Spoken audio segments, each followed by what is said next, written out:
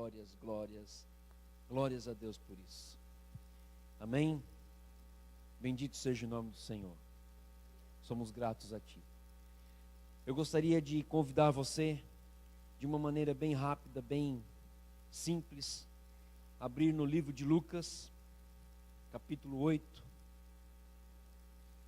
O nosso doutor Lucas. Lucas, capítulo 8.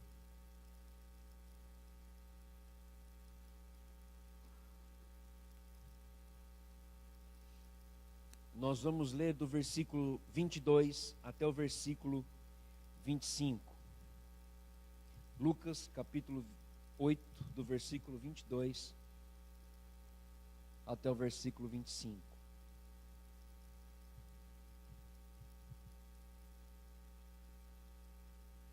Todos acharam? Amém? Lucas está fácil, né? Está facinho aí.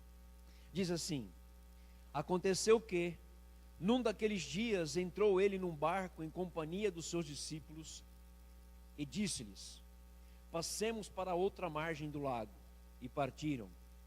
Enquanto navegavam, ele adormeceu. E sobreveio uma tempestade de vento no lago, correndo eles o perigo de sossobrar. Chegando-se a ele, despertaram-no, dizendo: Mestre, Mestre, estamos perecendo. Despertando-se Jesus, repreendeu o vento e a fúria da água. Tudo cessou e veio a bonança. Então lhes disse: onde está a vossa fé? Eles, possuídos de temor e admiração, diziam uns aos outros: quem é este que até os ventos e as ondas repreende e lhe obedecem?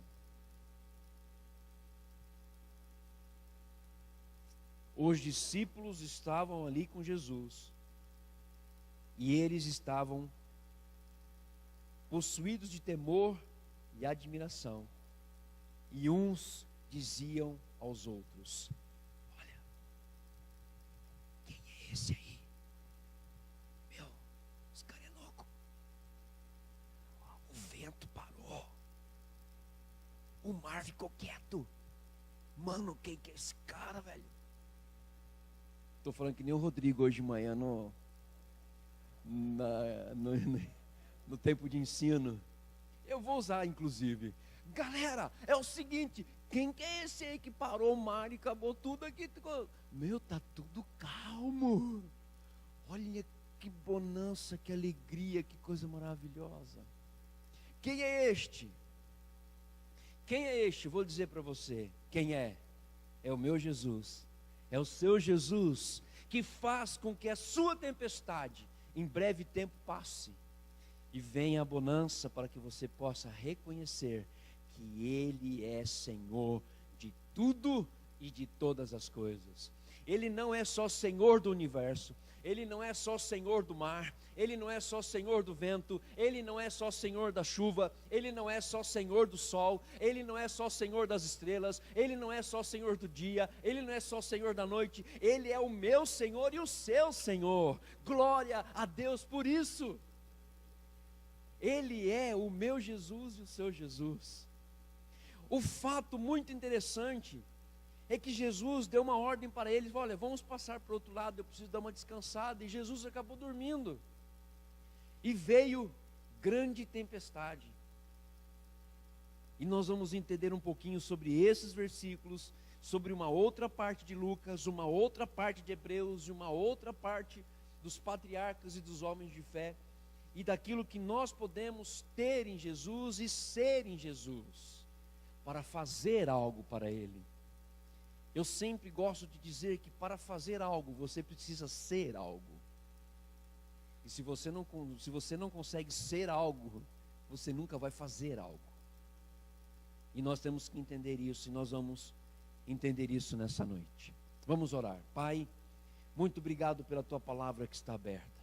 Senhor, obrigado, porque eu sei, ó Deus, que o Senhor tem algo especial para falar no meu coração, e o Senhor tem algo especial para falar no coração de todos que estão aqui. Senhor, muito obrigado pela tua casa. Senhor, obrigado, Senhor, que na tua casa, a tua casa está cheia, está repleta de corações sedentos, corações, ó Deus, desejosos de aprender e de ser ministrados pela palavra do Senhor. Obrigado, ó Deus, porque eu sei que o Senhor fará maravilha. Senhor, eu quero pedir que o Senhor abençoe a todos aqui, a todos que estão ouvindo pela internet, a todos que vão ouvir e ver este vídeo logo depois, durante essa semana, ou qualquer outra pessoa que clicar e abrir esse vídeo. Eu quero dizer, Deus ama muito a cada um de nós, e é por isso que nós estamos aqui, para falar desse amor maravilhoso de Jesus Cristo, que nos contagia, que nos envolve e nos faz dia a dia vencedores. Muito obrigado, ó Pai. Sê conosco. Nós repreendemos toda ação do inimigo. Nós repreendemos, ó Deus, aquele que quer tirar a alegria do nosso coração, aquele que vem para matar, roubar e destruir. Mas nós temos a certeza de que maior é o que está em nós do que aquele que está no mundo. Muito obrigado, ó Deus, para a tua honra, para a tua glória e para o teu louvor. Eu oro agradecido no nome de Jesus. Amém? Amém. Glória a Deus. Um fato muito interessante, dentro de vários outros fatos da palavra de Deus, aqui existe um fato muito interessante, que é o fato de que ocorreu uma tempestade no meio do lago. E esse lago aqui, se você for analisar geograficamente falando, e se você analisar a região geográfica da Galileia, Jerusalém, esse lago parece um mar. Ele é muito grande, tanto de largura como de extensão. Ele é muito grande, e parece que é um mar, e ali ocorrem muitos ventos, ali vem muitos ventos da montanha, que vem do Sinai para a Galileia, para Jerusalém. E um fato muito interessante é que esse Jesus, o meu Jesus, o seu Jesus, ele estava cansado, porque ele já havia falado com o povo, e ele foi para descansar, e dentro do trajeto, e o interessante é que quando o trajeto que eu digo, é que a coisa mais gostosa, quando você está cansado, é deitar numa rede, porque em questão de segundos, o que você faz? Você dorme. Agora eu imagine Jesus cansado, deitou no barco, o barco vai para lá, o barco vem para cá. O que Jesus fez, irmão? Dormiu, ficou tranquilo. E durante essa tempestade, os homens ali que estavam com ele, eles estavam desesperados. Ele começou olha, nós vamos naufragar. Se nós naufragarmos aqui, nós vamos ter que ver onde nós vamos achar uma bola da Wilson, para nós começarmos ali a ver o que nós vamos fazer naquela ilha sozinho, porque não tem o que fazer, né? É só uma brincadeira para que você possa dar uma risada, mas é uma verdade que você fica desesperado. A situação adversa vindo, as coisas acontecendo de uma forma ou de outra, as coisas ali batendo na nossa porta, e o que nós temos que fazer? Fazer da mesma forma que Jesus fez, descansar nele, no Senhor. Ele sabia que ele podia descansar em Deus, e ele repreende esses homens dizendo assim: homens tímidos e de pouca fé. Agora eu quero que você vire a página da Bíblia um pouquinho para trás assim, ou se você quiser no seu aplicativo dá um return. Gostou agora, hein? Falando em inglês agora, só porque o Rodrigo está aqui, não? Falando em inglês assim. O que acontece com esses homens é um fato também muito interessante de Lucas 5. Eles tinham experimentado algo poderoso de Jesus, e logo em seguida eles perdem tudo aquilo que eles tinham recebido de Jesus. Eles esquecem. Olha só o que diz em Lucas 5:1. Aconteceu que, ao apertá-lo a multidão para ouvir a palavra de Deus, estava ele junto ao lago de Genesaré, e viu 2 barcos junto à praia do lago, mas os pecadores, ao vendo desembarcado, lavavam as redes. Entretanto, em um dos barcos, que era o de Simão, tinha que ser o de Pedro, pediu-lhe que o afastasse um pouco da praia, e assentando-se, ensinava do barco as multidões. Quando acabou de falar, disse a Simão: faça-te ao largo e lançai as vossas redes para pescar. Respondeu-lhe Simão: o sabe tudo, o cara que tem especialidade em pescaria. O que ele falou? Mestre, eu sou o cara, eu entendo de pescaria, o senhor não entende. O senhor entende da palavra, o senhor entende tudo menos de pescaria. Ele diz assim: havendo trabalhado toda a noite, nada apanhamos, mas sob a tua palavra lançarei as redes. Você percebe que os discípulos, esses que estavam aqui, eram os mesmos que estavam com ele no barco no lago. E Jesus disse para Pedro assim: Pedro, é o seguinte, volta lá e lança, o seu barco vai um pouquinho lá para fundo e lança a rede. Mestre, nós não pegamos nada, agora o senhor está mandando? Tá bom, então eu vou confiar no Senhor, eu vou ter fé na tua palavra. E o que Pedro fez? Lançou as redes. E olha só, versículo 6: isso fazendo, apanharam grande quantidade de peixes, e rompiam-se-lhe as redes. Então fizeram sinais aos companheiros do outro barco, para que fossem ajudá-los. E foram, e encheram ambos os barcos, a ponto de quase irem a pique. Vendo isso, Simão Pedro prostrou-se aos pés de Jesus, dizendo: Senhor, retira-te de mim, porque sou pecador. Pois, à vista da pesca que fizeram, a admiração se apoderou dele e de todos os seus companheiros, bem como Tiago e João, filhos de Zebedeu, que eram seus sócios. Disse Jesus a Simão: não temas, doravante será pescador de homens. E arrastando eles os barcos sobre a praia, deixando tudo, o seguiam. Gente, preste atenção que existe um fato de que eles estavam pescando e não receberam nada. E Jesus chega e fala assim: lança a rede. Tá bom, eu vou lançar a rede. Aí volta de novo, lá para Lucas 8. Olha só o que diz aqui: chegando-se a ele, despertaram-no, dizendo: mestre, mestre, estamos perecendo. Por que isso, gente? Porque no momento você acredita que você pode fazer tudo, porque Jesus manda, e no momento onde Jesus está descansando, você fica desesperado quando a situação vem e você não sabe como vai sair dela. Se é o mesmo Jesus que deu a ordem para você lançar as redes, é o mesmo Jesus que está dormindo, porque aqui ele estava dormindo fisicamente, mas a palavra de Deus diz que Deus não dorme, Ele vela para que nós possamos ser abençoados durante a noite, enquanto nós dormimos. Não dormita o guarda de Israel.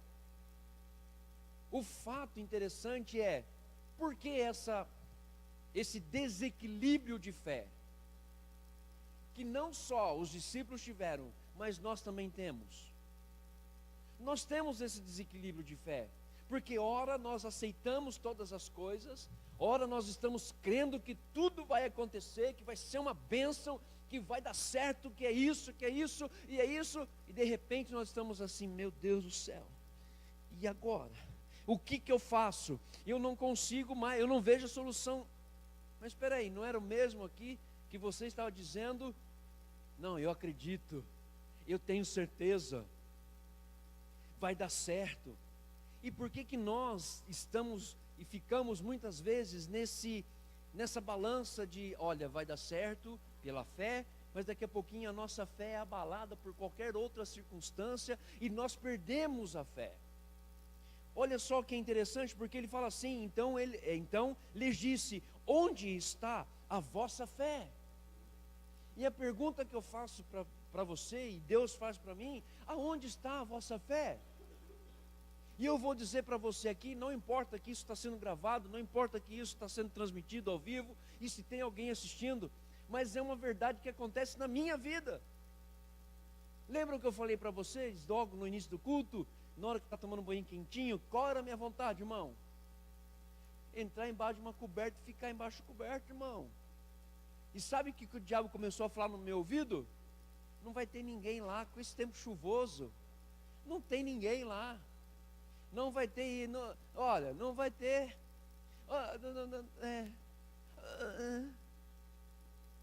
E o tonto aqui quase que cai numa dessa. chega aqui assim, né? E de manhã aquele culto abençoado, aquela ceia abençoada, o louvor abençoado, você vai para casa cheio. Aí chega de tarde que você fala, não, agora eu vou para a igreja, vou tomar banho. Oh Deus, que chuveirinho quente, gostoso. Aí você escuta, mas não vai lá não vai ter ninguém, está chovendo. Tem um monte de crente sal, crente açúcar, molhou-se as manchas inteiras. E depois, quando você olha, você vê as pessoas vindo para a casa do Senhor, você fala assim, desculpa usar essa palavra, mas quão idiota eu fui. Por quê? Aonde está a fé, irmão? Aonde está a minha fé? De que maneira eu posso exercer fé pensando dessa forma? De que forma você vai exercer a sua fé se você começar a achar que você não tem solução, que o seu caso não tem solução, que a sua vida não tem solução?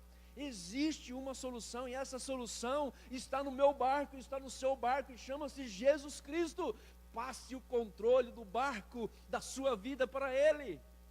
Entregue o leme que você está segurando para Ele e deixe Ele agir, irmão. E Ele vai fazer maravilhas na sua vida. Por que eu falo isso? Por uma coisa simples. Olha lá comigo, abram lá, Hebreus capítulo 11. Eu vou falar um pouquinho sobre fé. A situação de Pedro, em Lucas 5, lançou as redes. Provavelmente Lucas 8. Aonde eu estou, meu Deus do céu, eu vou morrer agora. E Jesus do barco, tranquilo. A hora que acorda, fala assim, oh, por que não tendes fé? Hebreus capítulo 11, versículo 1 diz assim, ora, a fé é a certeza de coisas que se esperam, a convicção de fatos que se não veem. Pois pela fé os antigos obtiveram bom testemunho. Pela fé entendemos que foi o universo formado pela palavra de Deus, de maneira que o visível veio a existir das coisas que não aparecem. Aqui eu quero dizer para você, não importa a situação da sua vida, meu irmão querido, minha irmã querida, creia que Deus pode fazer algo poderoso na sua vida. Deus pode fazer algo poderoso na sua família. Deus pode fazer algo poderoso na sua situação. E ele continua dizendo aqui, versículo, não vou falar de tudo aqui, mas eu quero falar sobre os patriarcas rapidamente aqui. Versículo 8, pela fé, Abraão, quando chamado, obedeceu a fim de ir para um lugar que deveria receber por herança, e partiu sem saber para onde ia. Isso está em Gênesis capítulo 12, versículo 1, que diz assim, Abraão, sai da tua parentela, da tua casa, e vai para a terra que eu te mostrarei, e sê tu uma bênção. Ele saiu, não sei se de Ur, ou ele foi para Ur dos Caldeus, uma coisa assim. Ele foi para uma terra que não era dele, mas Deus havia dado o quê? Uma promessa, farei de ti uma grande nação, que nem os grãos da areia da praia do mar pode contar a tua descendência. Grifem aí, promessa. Grifem, promessa.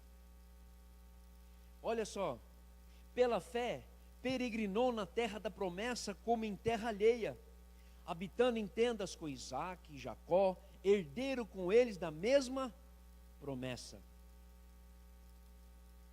Porque aguardava a cidade que tem fundamentos, da qual Deus é o arquiteto e edificador.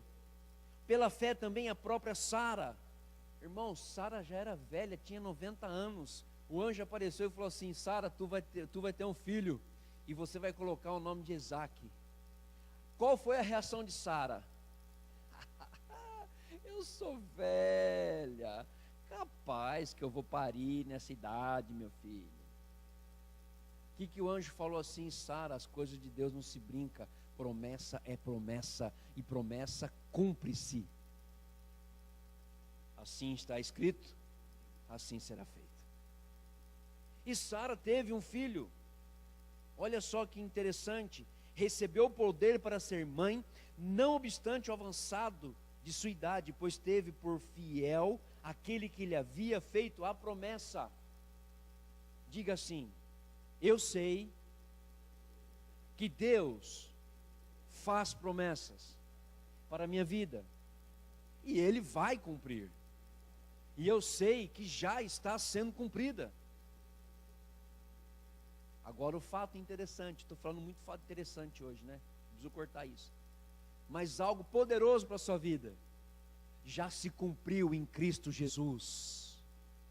As promessas de Deus já são suas, é minha, é sua, é da sua família, é da sua vida, já está cumprida em Cristo Jesus. Glória a Deus por isso. Ele continua aqui, versículo 13. Todos estes morreram na fé sem ter obtido as promessas, vendo-as porém de longe, e saudando-as e confessando que eram estrangeiros e peregrinos sobre a terra. Esse versículo dá uma ministração de no mínimo 1 hora. De no mínimo 1 hora. Eu vou repetir para que você entenda o que eu estou dizendo. Olha só. Todos estes morreram na fé sem ter obtido o quê? A promessa. Vendo-as, porém, de longe. Agora eu vou dizer assim para você entender o que estou dizendo. Eu sou Abraão. Nossa, já pensou que chique, mano? Estou brincando, eu não sou Abraão, eu sou Dinei, só estou se fazendo de Abraão. Então, por favor, eu não sou Abraão, senão eu estaria aqui já velhinho, né? Mas eu sou Abraão e sou os homens da fé, os grandes homens da fé. Eles morreram sem ver o cumprimento da promessa, mas apenas vendo a promessa de longe. A promessa de longe. Ah, irmão, você perdeu um bom motivo para dar uma glória a Deus agora. Por quê? Porque aqueles homens, eles viam Jesus de longe. O Antigo Testamento aponta para Cristo. Eles não obtiveram, eles viram a promessa de longe. Agora, olha que coisa maravilhosa. Eu sei que está tudo fora de foco, irmão. Não tem problema. O que vai acontecer, irmão? A diferença entre eles e eu. Eu obtive a promessa por meio de Jesus Cristo. Eu obtive a promessa por meio de Jesus Cristo. Eu não estou vendo de longe. Eu não estou apenas contemplando, porque todas as promessas foram cumpridas na vida de Jesus. E Jesus, se você confessou Jesus como Senhor da sua vida, você tem todas as promessas já cumpridas na sua vida, esperando só o tempo da manifestação delas. Eu não preciso ficar desesperado buscando promessas, não, eu preciso obedecer a palavra, para que a palavra sendo obedecida, me habilite a receber todas as promessas. Hebreus, depois de ele falar de todos os heróis da fé, ele fala em Hebreus 12, sem fé é impossível agradar a Deus. E ele fala, segui a paz com todos e a santificação, sem a qual ninguém verá o Senhor. Queridos, tudo que nós estamos falando aqui das promessas, eles estavam vendo de longe. Hoje não, hoje Ele está em mim, essas promessas estão dentro de mim, essas promessas estão disponíveis e acessíveis. O que eu preciso fazer apenas é obedecer a palavra de Deus, ser um vaso nas mãos de Deus, para ser quebrado todas as vezes que deve ser quebrado, para ser feito novo, renovado, restaurado, transformado segundo a imagem e a semelhança de Deus, segundo a vontade de Deus, para que pela fé eu obtenha todas as promessas aqui na terra. Tem promessas para serem cumpridas aqui na terra para nós. Nós temos promessas celestiais, mas existem promessas a serem conquistadas, e nós conquistamos por obediência. Olha só, eles continuam dizendo: porque os que falam desse modo manifestam estar procurando uma pátria. Eles estavam procurando uma pátria. Hoje eu tenho uma pátria. A minha pátria chama-se Reino de Deus, Lar Celestial, aonde um dia eu e você, nós vamos estar presentes e nós vamos desfrutar de todas as alegrias que nós vamos encontrar lá. Glória a Deus por isso. E se na verdade se lembrassem daquela de onde saíram, teriam a oportunidade de voltar. Mas agora aspiram a uma pátria superior, isto é, celestial. Por isso Deus não se envergonha deles de ser chamado o seu Deus, porquanto lhes preparou uma cidade. Pela fé, Abraão, quando pôs à prova, ofereceu Isaque, estava mesmo para sacrificar o seu unigênito, aquele que acolheu alegremente as promessas, e quem se tinha dito: em Isaque será chamada a tua descendência. Ele continua: porque considerou que Deus era poderoso até para ressuscitá-lo dentre os mortos, de onde também figuradamente o recobrou. Pela fé, igualmente Isaque abençoou a Jacó e a Esaú acerca das coisas que estavam para vir. Pela fé, Jacó, quando estava para morrer, abençoou cada um dos seus filhos de José, e apoiado sobre a extremidade do seu bordão, adorou. Pela fé, José, próximo do seu fim, fez menção do êxodo dos filhos de Israel, bem como deu ordem quanto aos seus próprios ossos. E você pode ver isso, que quando o povo saiu do Egito, os ossos de José saíram juntos. Versículo 23, um camarada que eu gosto demais, eu falei hoje de manhã: Moisés, apenas nascido, foi ocultado por seus pais durante 3 meses, porque viram que a criança era formosa. Também não ficaram amedrontados pelo decreto do rei. Pela fé, Moisés, quando já tinha feito, recusou ser chamado filho da filha do faraó, preferindo ser maltratado junto com o seu povo, a usufruir prazeres transitórios do pecado. Porquanto considerou o opróbrio de Cristo por maiores riquezas do que os tesouros do Egito, porque contemplava o galardão. Glória a Deus por isso, meu irmão, minha irmã. Pela fé, Moisés celebrou a Páscoa, e assim por diante. Versículo 30, pela fé ruíram as muralhas de Jericó, depois de rodeadas por 7 dias. Ruíram as muralhas de Jericó, depois de rodeadas por 7 dias. Você acha pouco tempo a luta que está passando, irmão? Agora você imagine 7 dias naquela época, com o povo para ruir a muralha de Jericó.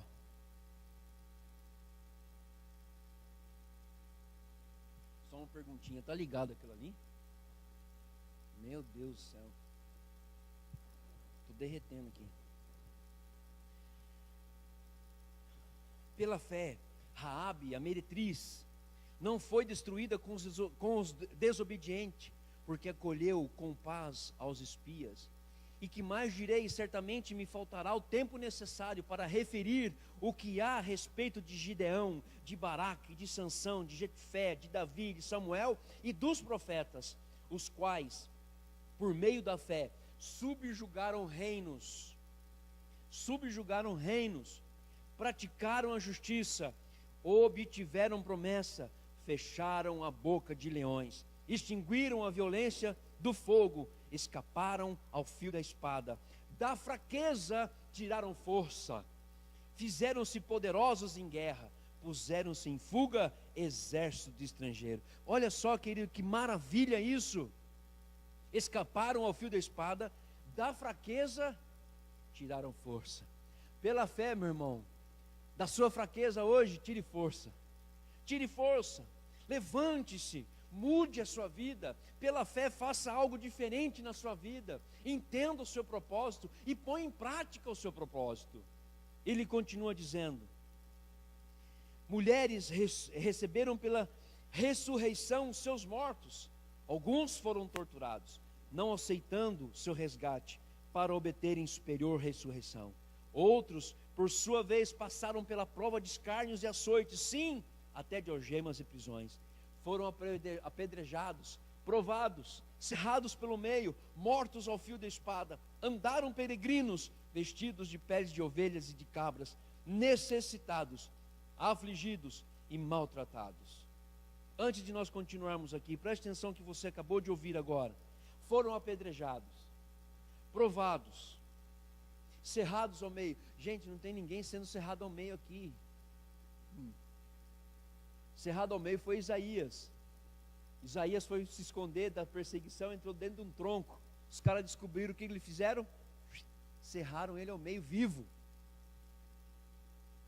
Tem alguém assim passando por isso hoje? Não.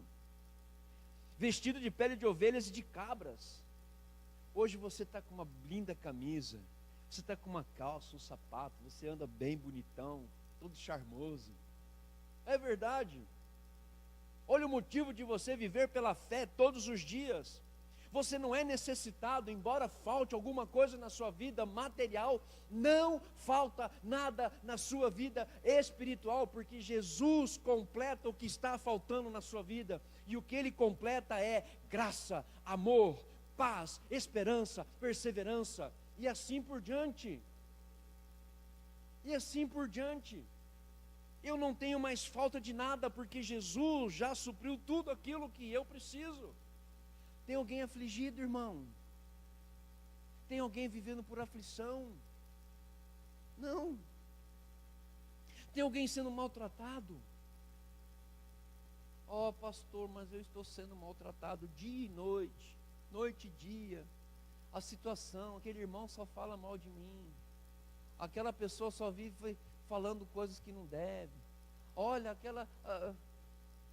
Irmão, vai orar a Deus. Busca a Deus para que Deus mude a tua visão com relação ao seu propósito de vida. Homens dos quais o mundo não era digno, errantes pelo deserto. Tem alguém andando errante pelo deserto aqui? Não. Você pode até andar num deserto espiritual, quando Deus permite até que você ande por esse deserto. Mas o mesmo Deus que permite que você entre lá, é o mesmo Deus que permite que você saia. Ele tira você de lá. E glória a Deus por isso. Pelos montes, pelas covas, pelos antros da terra. Ora, todos estes que obtiveram bom testemunho por sua fé, não obtiveram contra... Grife isso, irmão, para que você saia daqui pulando na presença de Deus, regozijando na presença de Deus.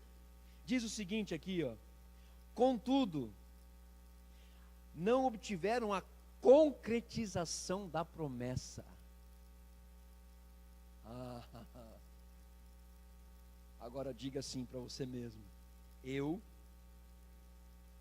recebi a concretização dessa promessa, que é Jesus Cristo, o meu Senhor, o meu Salvador. Eu recebi a concretização dessas promessas, e glória a Deus por isso, por haver Deus provido coisa superior a nosso respeito, para que eles, sem nós, não fossem aperfeiçoados. Hoje nós temos a oportunidade de correr aos pés da cruz, de viver sim pela fé, e nós vivemos sim pela fé. Você não pode dizer que você não vive pela fé, você vive pela fé sim. Neste mundo, a partir do momento que você aceitou a Cristo, você começa a viver tudo pela fé. Eu vou dizer por quê. Quando você estava sem Cristo, todas as coisas eram fáceis, irmãos. Era tudo chuchu beleza, chupetinha de açúcar, tranquilo. Aí você pegou, o que aconteceu? Aceitou a Cristo. Eu pergunto aqui, não precisa responder, porque eu sei a sua resposta. A vida passa a ser mais difícil. As lutas para conquistar a promessa se tornam difíceis, porque nós precisamos ser aprovados e aperfeiçoados dia após dia, para que a minha natureza carnal não venha prevalecer sobre a natureza espiritual. É por isso que nós passamos por lutas, é por isso que nós passamos por provas, porque só pode ser aprovado quem passa por prova, e Deus quer nos aprovar todos os dias, para que nós sejamos melhores, não para nós mesmos, não para as nossas famílias, não para o meu trabalho, mas para expandir o reino de Deus, aonde nós precisamos levar o Evangelho em sua essência, para todos aqueles que necessitam de amor, fé e esperança. É por isso que nós somos provados. Só que aqui existe algo que alegra o meu coração. Eu recebi a concretização da promessa. Eu tenho a promessa. E eu não vou falar aqui da promessa no sentido de coisas materiais, não. As promessas são espirituais. Que a palavra do Senhor diz: primeiro buscai o reino de Deus e a sua justiça, e as demais coisas vos serão acrescentadas. Agora eu vou voltar lá no texto para encerrar. Jesus amado, não é possível. Querido, falei demais. Não era para falar tanto. Mas olha só, você ouviu pela fé, não é? Porque esses homens quiseram ver a concretização e não tiveram a concretização. Eu tenho a concretização da promessa. Agora eu quero que você leia aqui comigo, versículo 23. Enquanto navegavam, ele adormeceu. E sobreveio uma tempestade de vento no lago, ocorrendo eles o perigo de sossobrar. Chegando-se a ele, despertaram-no dizendo: mestre, mestre, estamos perecendo. Notícia ao vivo. Despertando-se, Jesus repreendeu o vento e a fúria da água, e tudo cessou, e veio a bonança. Então lhes disse, e eu quero dizer para você agora: no seu barco da vida, no seu barco da sua vida, se porventura você está sendo jogado de um lado para o outro pelas águas e pelo vento, eu quero perguntar agora para você: aonde está a tua fé? Cadê a tua fé? Exercite fé. Eu vou dizer uma coisa aqui muito importante, que esses discípulos deveriam ter feito e não fizeram, porque aí eles estavam sendo preparados para tudo aquilo que haveria de vir. Mas uma coisa que eu acho interessante de nós estarmos fazendo aqui, e pensar um pouquinho a isso: mesmo que o barco da vida desses camaradas aqui continuassem até hoje sendo jogado de um lado para o outro, e com o vento soprando contra, eles deveriam fazer o que está em Abacuque capítulo 3, versículo 17 e 19, que diz assim: ainda que a figueira não floresça, nem que a vide dê o seu fruto, eu vou me alegrar no Senhor.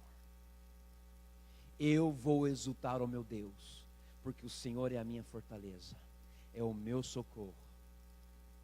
Se o seu barco da vida está nessa condição, hoje é motivo de você alegrar a Deus. Hoje é motivo de você exultar na presença de Deus e começar a exercitar fé, mesmo que a resposta não venha de maneira imediata. Acredite. Eu acredito em Jesus Cristo. Eu acredito em Deus. Eu acredito no Santo Espírito. Uma nova vida Ele me traz. Uma nova vida Ele me traz. Agora não adianta eu acreditar. Você precisa acreditar. Independente da situação que você esteja passando. Independente da circunstância. E se porventura naquele dia abençoado, e você exerceu fé e você recebeu a concretização da sua promessa terrena, louve ao Senhor. Da mesma forma que você vai louvar a Ele se você ainda não recebeu. E você vai ficar firme. E você vai ficar firme. E você vai ficar firme. E você vai avançar. A única coisa que eu gostaria de ser reconhecido na terra, no dia em que eu fechar os meus olhos aqui e abrir lá com o Senhor, a única frase que eu gostaria de ouvir, não vou ouvir, né, mas que fosse pronunciada é essa: deu tudo o que tinha e morreu vazio. É isso que eu quero ouvir. Porque eu não tenho ouro, eu não tenho prata, eu não tenho dinheiro, irmão. Não tem nada. Mas o que eu tenho aqui, eu quero passar para todos vocês. Acredite em Deus, acredite em Jesus, acredite no Espírito Santo e tenha fé que o melhor ainda está por vir, porque as promessas já estão sendo concluídas, já estão concretizadas em mim e em você. Amém. Aleluia. Glória a Deus pela sua vida, pela sua família, e que Deus continue falando no seu coração pela fé. Amém?